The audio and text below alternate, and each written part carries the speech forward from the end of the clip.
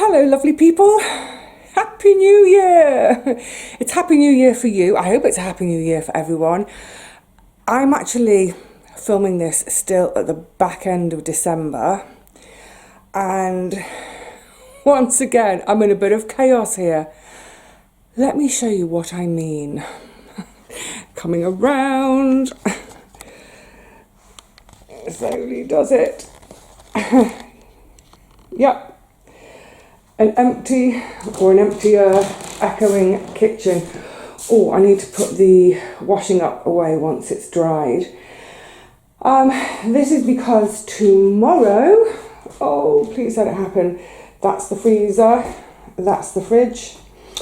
They're going to be, the old ones pulled out, saved the doors, new ones put in. So I've basically emptied the kitchen pretty much entirely, you know, floor space. I just want the guys to have as much space as possible so they can work comfortably. Yeah, I just thought actually I don't have tea and coffee. I think it's going to take them a little while to do it. I don't have tea and coffee, so what I'll do is, if they would like a tea or a coffee, I'll just, there's a cafe, it's the one where I often see our Gary. I'll just pop down there and get them a couple of takeaways. So this space is clear. Oh, I just also spotted, I haven't had my my lovely Christmas cider, mulled cider. I haven't had that yet.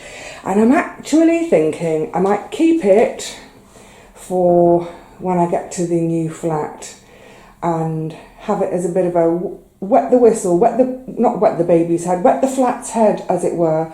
So yeah, a nice mulled cider in the new pad. When this defrosted, the water sort of gathers in the bottom, so I was bailing it out. And as I was bailing, I caught something. I've knocked something. I can't get the bottom drawer back in, but never mind.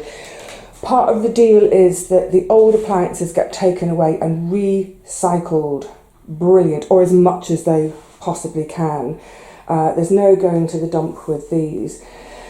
But of course, with an empty kitchen comes a bit of a chaotic living room.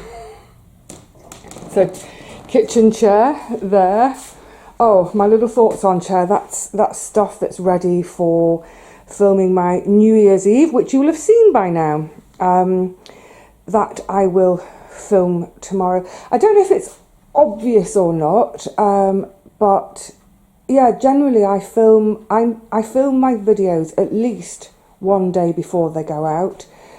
Christmas, New Year, they get filmed on Christmas Eve, New Year's Eve, well, New Year's Eve, just because obviously I don't know if something's going to go wonky when I'm filming or I lose all my footage and have to do it again, but the whole process, because it takes so many hours, I get it done the day before so I know it's there and ready. So that's ready for filming on New Year's Eve. Oh, notebooks, of course, all over the sofa. Myriad notes always being made, but this is where we get a bit jammed in. So my kitchen table, which is my study out here. I made a note to myself to remind me to mention it. A little hack. Can you see under the table? That's an old towel. It's one of Charlotte Bronte's old towels. This is especially useful if you're moving stuff around on your own that's quite heavy. Is put a towel under it, or you might be able to do it with a big sheet of cardboard, that sort of thing. And it just makes it a bit easier to slide rather than lift.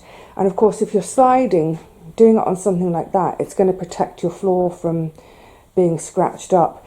But yeah, it definitely makes things easier for moving, especially when you're doing it on your own.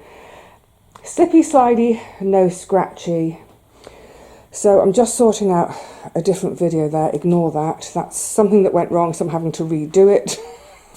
And then, my goodness, myriad lavender bags waiting to be sewn closed. I actually forgot when I was doing them and chatting, I forgot to pin them closed, a few more there. And a little tiny bit of leftover lavender, so I might see if I can make, that might make 4 or 5 more. Oh, I don't know when, but I'll try. Yeah, so I thought one of the things I can do, which is why, oh, hang on a sec. Why have there's lavender and fluff all over the floor? There's no point in hoovering until that's what that is. That's all lavender buds I've kicked into the corner. I thought one of the things I can do tomorrow while the chaps are here, keep me out of their way, is I can just do some sewing. I can sit on the sofa quietly, get on with my sewing, and you know, if I'm sat here doing it, I'm on hand if they need something, they want to ask a question. So that's tomorrow's job. And then a bit more, I need to move this further out of the way. I'm trying to make a really clear run from the front door. I've moved everything away from here.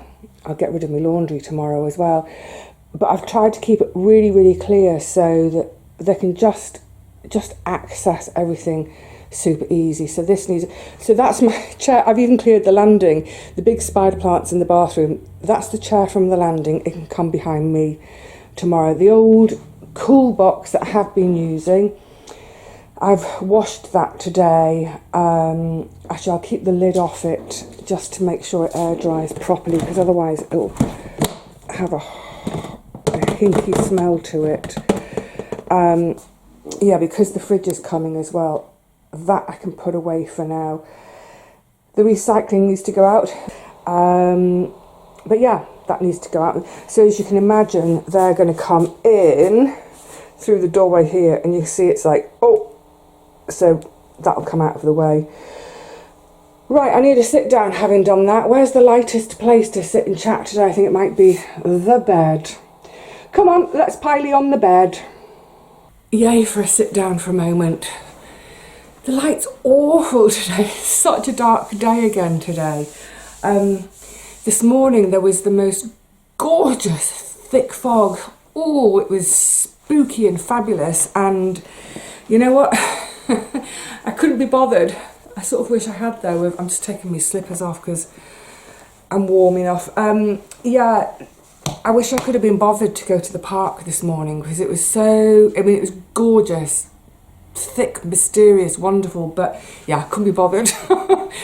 Well, I also knew all of the things I was needing to do today. So this company that I'm using, I won't mention their name yet. I'll wait to see if they do a good job.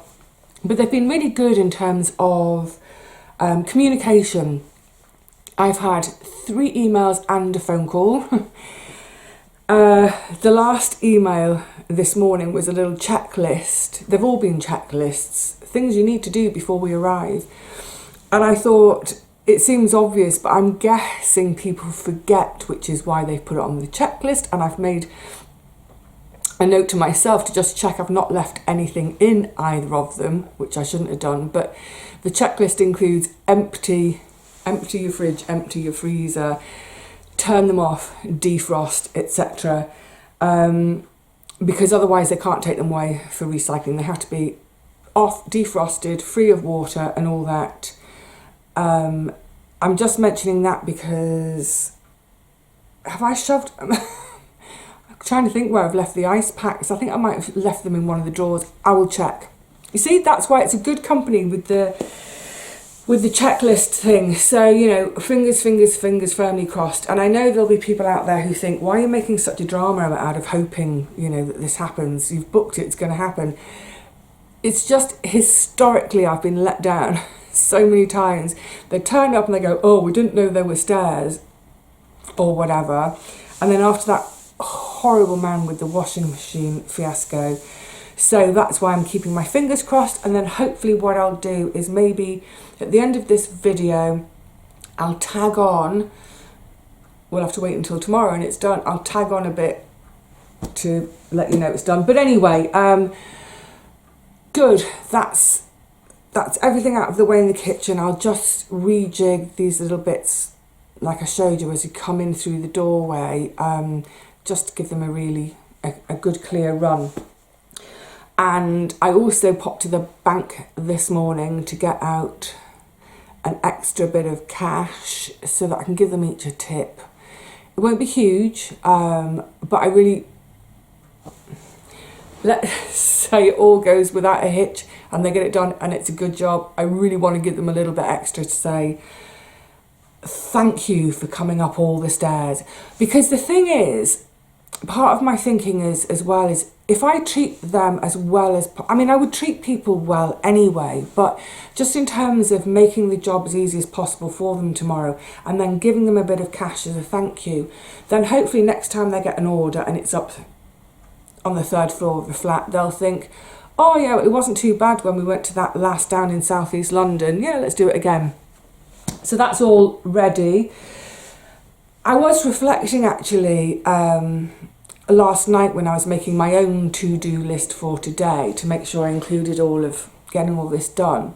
I was thinking, it's funny for me because this time of year, normally, it's something I do generally around New Year's Eve, sometimes just into the new year, is I have my own annual sort of sort out clutter busting.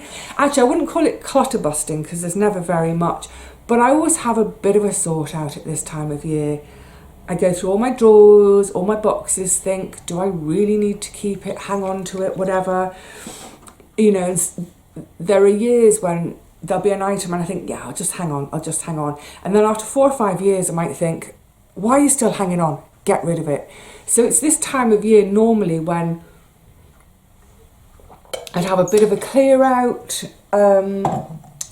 Paperwork is a separate issue and a separate day. I'm going to talk about budgeting, my annual budget and paperwork in a separate video. But yeah, it's all around about this time. And I was thinking, well, I'm not doing it this time because I've had so many really thorough goes at this flat throughout the course of 2024 in anticipation of packing and moving.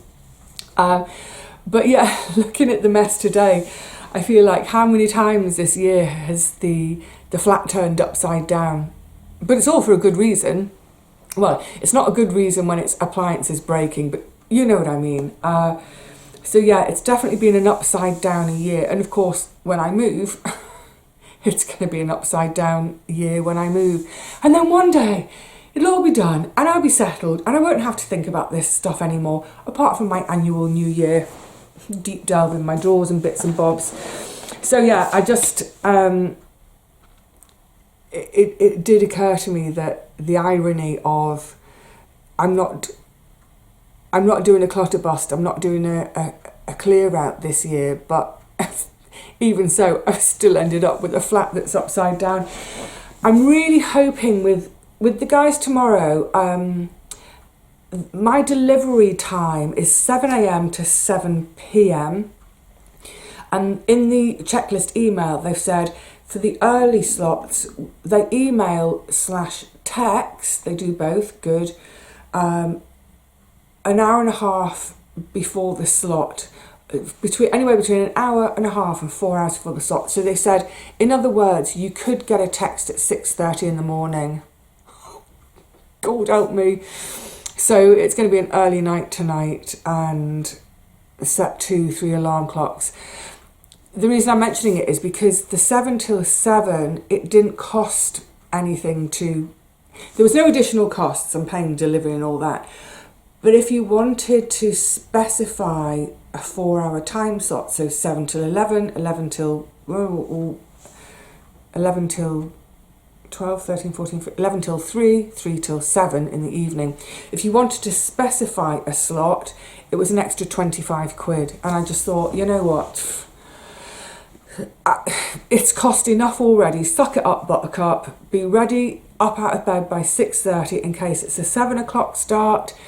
And if it's not, if they don't start until 3 in the afternoon, fine. I've just shown I'm set up to do work tomorrow anyway, so I won't be wasting any time, although it'll be hard to concentrate waiting for them to come. But anyway, yeah, that's enough of tomorrow. Now I wanted to quickly mention a book today, Rural Hours by Harriet Baker. This book has been sort of on the go. It's from Angela, beg your pardon, it was from Angela. It's been sort of on the go since the summer. Angela sent it to me, I think in June.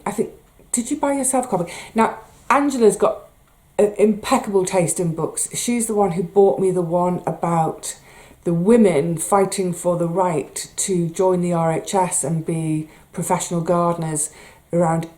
The book deals with 1880 to about 1910, called An Almost Impossible Thing.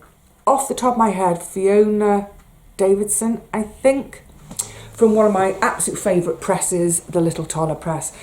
So, great taste in books. As I pulled this out of the, it came in a jiffy bag sort of thing. As I pulled it out, as I saw that top corner, just that much, I squealed with delight and said, "Oh, it's Vanessa!" Let me explain. It's I could just tell straight away. Let me show you on the back there. I could just tell straight away that was a Vanessa Bell print.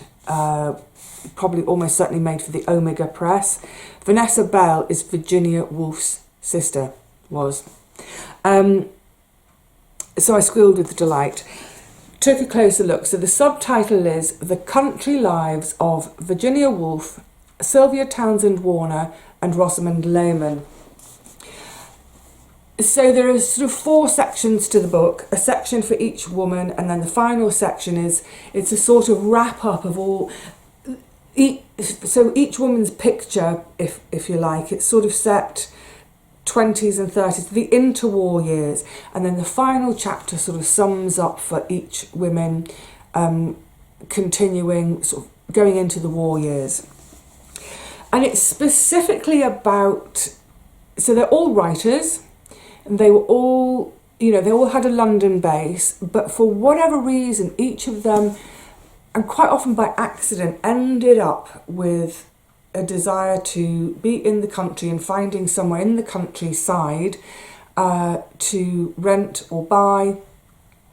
And some of them, sort of almost completely shifted life to the countryside. So, of course, it's right up my street. It's 3 writers that I love. It's the literary scene, it's the London scene, but also it's this countryside. And there's a great sense throughout all of them that when they have these cottages in the countryside, there's something about it that's a retreat. It's a sort of a refuge. It's respite. And the reason I was saying it's been on the go for a while is I read it really slowly. I finished it a couple of months ago, and I've had it by my side, dipping in and out again, and just kept forgetting to mention it, but I highly recommend it while I'm mentioning it today. I particularly enjoyed the chapters on Virginia and Sylvia Townsend Warner. The book slightly changed then for me when we got into Rosamond and that final chapter, because the first two sections, it's very much about country life and how they adapted to it and how they fell in love with it and how their own pace changed. Sorry, I forgot to say that thing of me dipping into it. That was about me allowing my pace to change. It's unusual for me to read a book so slowly, but the subject matter was perfect for it. Some days I read a paragraph and I just let myself wallow in it. It was glorious. Because of course in the summer and the early autumn, I was so busy, I don't do much reading in those months. It was perfect for me. So those early sections when it's very much about cooking and gardening and taking delight in those pursuits, if you like. Okay, bear in mind, we are talking about women who, they're well-to-do, they're upper middle class. Quite often there's a cleaner at the house. Not Sylvia Townsend Warner. I loved Sylvia Townsend Warner's chapter the most, just because of how down to earth she was. The third and fourth sections, the Rosamond Lehman and the tying up, the reason I say it sort of changed a bit was the focus had been so much on them, their personal lives and their interaction with the village, the countryside, with cooking, with gardening, growing veggies. When we got into the Rosamond Lehman, it started to become more of a literary it was literary criticism. it felt like it lost touch with the theme of the book, which is the countryside. It could have been about anything once we got to Rosamund Lehman. It very much focused on critiquing her writing, which is great. I love that. I love literary criticism too. But for me, that's what made it not... It's not going to be my book of the year because of that, because it changed direction. I was going to say it went off the boil. It didn't go off the boil. It just changed direction. And the first half of the book with those two sections was so wonderful. I loved it and I just wanted more. I did mark one page to mention. This is with Sylvia Townsend Warner, who moved to a really tiny village, more of a hamlet, in Dorset. For any of you who've been to Dorset and you've taken the road down to Durdle Door, you will almost certainly pass through her village. And the tiny cottage, little cottage she bought, and then Valentine moves in. I was going to say Valentine Warner, they were never married, but Valentine and her, they set up home together, essentially. The cottage became nicknamed Miss Green. So I'm just going to share this little section with you, if you will prevail with me. Sylvia's new garden at Miss Green, the cottage, was becoming an outlet for and a representation of her creativity. An activity as absorbing and inventive as writing poetry. And I loved that. This sort of... For some folk, gardening this is vegetable gardening, this is growing their own food. The idea of working with the soil, growing things, feel really mundane. But I love the fact that she channeled it. It was a creative outlet for her. Loved that, and you can see why I'm identifying with it. I'll read on a little bit more. Oh, keep half an eye on the time. I've got one more thing to share with you in a sec. Post. Gardening agreed with her. She liked the physical exertion and the time spent out of doors, but it also suited her ideal of industriousness. Having a garden, like having a country kitchen, wasn't simply for pleasure, but entailed necessary and hard work. Living in the country, she felt a sense of duty, which she described as her responsibility towards my half acre or whatever it may be of tillable ground. I love that attitude as well, a responsibility for the land. To cultivate and to grow and to live as self-sufficiently as possible. It goes on. So for any of you who... I wanted to share that little extract with you because I think for any of you who love growing your own veggies, who love being outdoors, who love literature too, I thought, yeah, you may love this book too. It is odd in that it does switch course halfway through, but no matter, for those first sections on Virginia and Sylvia Townsend Warner alone, I would recommend it. There's tons of... I'm keeping this, by the way. This is a treasure. There's tons of scraps of paper. Oh, one of the notes I made was self-determination / non-conformity. And that's another thing I loved about all these women. There is that sense of they're going to do their own thing. They are not going to conform to society's expectations of what women of their age, their class, whatever, should be doing. They're going to dig in the soil. There's loads of notes marked because there's all sorts of follow-up reading I want to do. But anyway, Angela, what an absolutely stonkingly fantastic book. And this is something really, really weird. On my Virginia Woolf shelf, when I cleaned all my books earlier in the year, I did decide to let go of a couple of things, not my Virginia Woolf stuff. I let go of a couple of other things from that shelf. They were right on the end. And it left a gap about that big on the shelf. It's got the perfect gap for it. Loved it. Oh, did I mention? Yeah, Harriet Baker. Rural Hours. and it's published by Alan Lane. So Alan Lane is an imprint of Penguin, so I imagine it was published this year. Perhaps next year it will come out in paperback, but in the meantime your library ought to have it, one would hope. Oh, stretch me pins out. So I mentioned the other day that I was pretty sure that Christmas was going to come in dribs and drabs this year because of the post had been so wonky. And sure enough, I had a lovely little parcel arrive. Well, it's a big parcel arrived from Véronique. Merci bien, merci beaucoup. And there's some French fancies, the frosty ones they do in winter. Oh, let me show you. Oh, I blooming love these things. Honestly, after... Do you remember I said I'm not having sugar anymore? And then I said, okay, just over Christmas. I've had so many lovely treats. But yeah, once these are all gone, that's it. That's it for a while. Really sweet tree decoration. I remember I was saying I haven't decorated this year, but that's going to be a decoration for the tree in my new home. Still no date.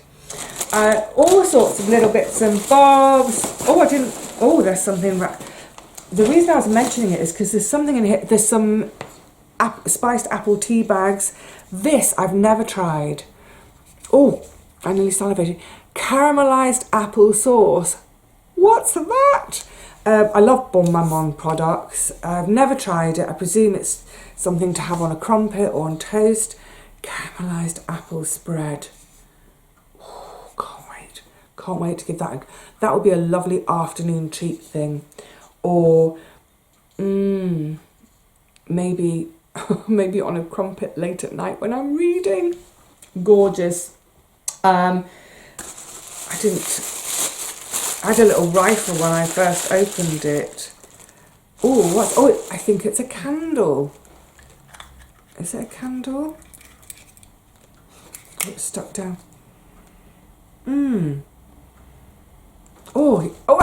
It's going to give you a sniff again. I don't know what the flavour is. It looks like ivy on the lid. Well, it's lovely. But the thing that interested me, and I'm going to this is what I wanted to share from here, is there's some sachets of hot chocolate for when my treats for a tenner chocolate runs out, which might be quite soon. I've been really enjoying it, but like I said, again, after this, that's it. No, stop with the chocolate, stop with the sweeties and all that until maybe next Christmas or maybe my birthday. Oh, that candle's up my nose. So there's those, and there's two more drinks in here. There's another chocolate, but it's Horlicks, and this one is not a chocolate. It's just straightforward Ovaltine. Now, believe it or not, I've never had Horlicks or Ovaltine. My nan used to love a mug of Ovaltine in the evening. I kind of associate Ovaltine and Horlicks as being like, it's kind of like an old person's drink. I sort of think of Ovaltine and the Archers. I mean, I don't mean that in a disparaging way to anyone else, but I've just never tried them because I just associate it with Winceyette nighties, dressing gowns, the Archers, and I'm too young for Horlicks, I'm too young for Ovaltine, but maybe I'm not. So, Véronique, merci. I will try, I'm obviously going to try them. And who knows, maybe I'll discover that I love Ovaltine. They're kind of malty, aren't they? Both Horlicks and Ovaltine. Is it made with... Oh yeah, it says there, malted drink. Malted. I don't know what the malt comes from. Is it from barley? Is it malted barley?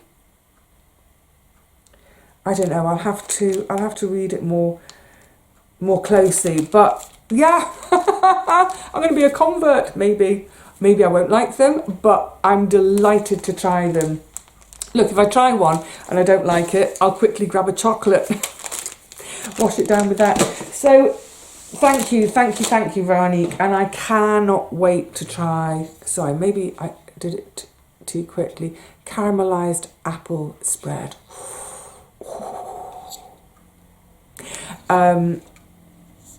And then the thing about, I mean, Bon Maman, they're not cheap products, but what's lovely about them is when you finished it, they are such gorgeous jars to keep and use again. I've got masses of them. I'm quite surprised actually, because I don't eat a lot of preserves, but I guess maybe if I have 1 jar of preserves a year, they've just mounted up over the years. Anyway, I'm waffling now. So I'm going to call it quits there for now, and then don't go anywhere, please. I will hopefully see you in your time in a split second. In my time, it will be tomorrow after the guys have done. I think what I was thinking about earlier was mentioning the 7 till 7. Obviously, I hope they come earlier in the day rather than later, because it will be nice to sort of get that job finished and put everything back tidy, and then have a really good hoover. There's lavender everywhere. It would just be nice to be able to get everything put back and straight all on the same day, so that the following day, I'm filming New Year's Eve, and also once the fridge and freezer are in, the cooking videos I had planned, I can crack into those as well, because I can't wait to do those. So yeah, here's hoping. Right, see you in a jiffy. Ta-da! It's the next day. Well, didn't quite go to plan. Almost there. So the fridge is done. He's even managed to square up the washing machine, but once the old fridge was out, he was able to explain to me, show me around the back. I knew that washing machine installer was rubbish. One of the legs on the back of the washing machine wasn't even on the floor. Good grief. So it's not turned on yet. It needs 4 hours to let the gas settle. I'll rejig the shelves, but how lovely to have a fridge that opens without a creak and the door that stays shut. Oh, he's done such a fabulous job there. Right, but the freezer is still there. Let me take a pew and have a quick explain. Please excuse my dishevelled state. I'm pooped. It started, I'll tell you about the company now. Last night, about, 8 o'clock, I got a text saying, and an email, saying that I was in the 7 a.m. till 11 a.m. slot. And I thought, great, get it over and done with. And then I thought, oh God, sleep. Put myself to bed about 10:30. Didn't sleep. I knew I wouldn't. I've never gone to sleep at 10:30. Well, I can't, not for years. Anyway, long and the short is, the last time I looked at the clock, it was 2:30 a.m. It's my normal time. And then my alarm went off at 5:30. So that's why I'm dishevelled. 3 hours sleep is not enough for this little monkey. You might think, why get up at 5:30 for a 7 o'clock delivery? It takes an hour, a good hour, for my legs to warm up enough to get down the stairs. So yeah, great communication all along from this company. Now, the email that arrived at 5. I then got emails in this morning about 6:30. One of them had tracking on it. Brilliant, so I can hopefully sort of see where they're up to. And by about 8 o'clock, it looked like it was going to be a bit late. It said, very sorry, we're running a bit late. It's going to be 10 a.m. And I thought, you know what, that's fine. You've told me, that's all that matters. I was expecting to be in from 7 a.m. till 7 p.m. anyway. And then at 9:30, I got a phone call from my guy to say, for whatever reasons, I won't go into the ins and outs, all sorts of chaos for them this morning. We're running really late. It's going to be more like 12. I also had that as an email update. For me, that's what it's all about. It's about the communication. They just kept me informed all the time. And then sure enough, he arrived about 12:10 with his body. And we were on the doorstep before they even come in. Got my order on his screen, and it's delivery of a freezer and a fridge, installation of a fridge. what about the freezer? This is my fault. I honestly thought I'd ticked all the boxes. I didn't tick for the freezer installation. And I can't do it on my own. I just can't manage it. It's heavy and all that. Anyway, so that's why we've only done the fridge today. I say we, he's only done the fridge. He got on to the customer services on the phone, on his phone, handed it over to me. That's now booked for 1 more week's time. They'll come and do that. I've had to pay more because that wasn't included in the original cost. Hey ho. I mean, what can I do? I have to pay for that because I can't manage it. So, yeah. Anyway, the fact is, what a great guy. He has spent, an hour doing that. Really kind of fiddling and fine-tuning and adjusting because it's like the floor isn't straight, there's nothing straight in. I mean, it's an old house, the floor slopes from... Anyway, he has done so many little fine-tunes, so many little adjustments to get it looking like that. Yeah, I'm really pleased. More than anything, I'm pleased there's going to be a working fridge in there. I've honoured my part of the sale agreement to my buyer that she's buying a kitchen with fitted appliances that work. It's cost me a blooming fortune. What else was I going to do? You know what? I'm philosophical about it. The company I used was AO. I've heard other people saying really good things about them. The fact is, I suppose any employee that comes here to do the job, any one of them could be grotty on a particular day. Maybe I just got really lucky today with my chap. I've just bunged him 20 quid. So there you go. Treat yourself on New Year's Eve, because as I said, this is just before New Year's Eve. Go and get yourself a couple of pints on me. Thank you. And I specifically said, look, all the stairs, that's one thing. But thank you. Particularly for all that little bit of adjusting and adjusting the washing machine a bit, so the washing machine is more in line now. So the freezer's going to be in another week's time, so I'm not going to put the kitchen back together completely. I might put a couple of bits in there. There's no point because I'll just be moving it all again in a few days. It's all happening. That's good. And now, I suppose my main thing now is hopefully getting a call at some point soon-ish or an email from my solicitor to say, let's start talking dates. That's what I'd really like now. I want to get out of this flat before anything else breaks. I do not want to spend any more money on this gaff. I need to be spending my money on my new place. Here's hoping. All right, lovelies, there we go. Like I said, snap of your fingers, it's today. There'll be another snap of my fingers in a week when the freezer comes. So that's it, yeah. All done, half done. I'm so happy to have a working fridge again. Can't wait to turn it on. What have I got to put in there? I don't really have much to put in there. I've got a tub of olive oil, spread thing. What else have I got? Oh, I've got some leftover veggies on the roof. On the roof up there. I did chuck them out in a bag on the roof, so I've got some parsnips and leeks and a few carrots left over. Oh, and reminding myself, recipe to come for leftover parsnips.